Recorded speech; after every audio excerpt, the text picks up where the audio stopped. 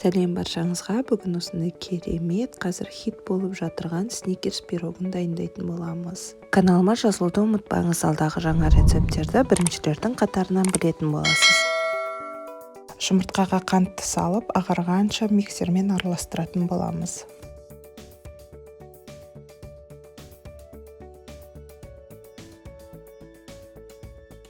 Ағарған жұмыртқалы массамызға үй температурасында еріп тұрған сары майымызды қосамыз да, тағы да миксермен бір келкі болғанша араластырамыз.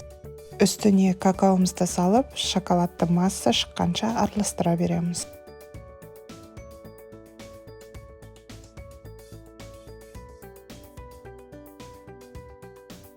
Шоколадты массамыздың үстіне бір шай қасық қамыр қопсытқыш, яғни разрыхлитель саламыз, және де үстіне ұнымызды салып, жұмсақ қамыр илейміз.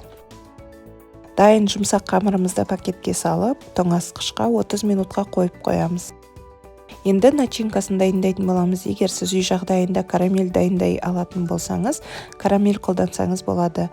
Қолыңыздан келмесе, вареный сгущенка қолдануға да болады. Осы Дебовский вареный сгущенка өте дәмді әрі қою. Жер жаңғағымызды майдалап тураймыз, яғни арахисті майдалап турап, үстіне салып, бір келкі болғанша қасықпен араластырып аламыз.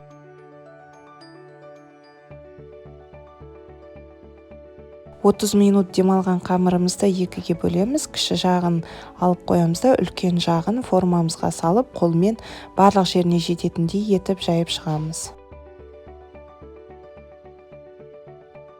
Жайып болған соң үстіне начинкасын салып, бір келкі етіп, яғни беті түп-түзу болғанша қасықпен туралап саламыз.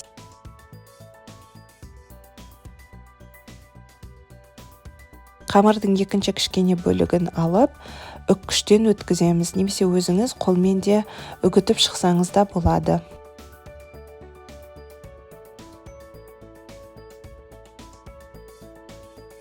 Бетіне барлық жеріне жететіндей етіп, қолымызбен бір тегіс етіп жайып шығамыз.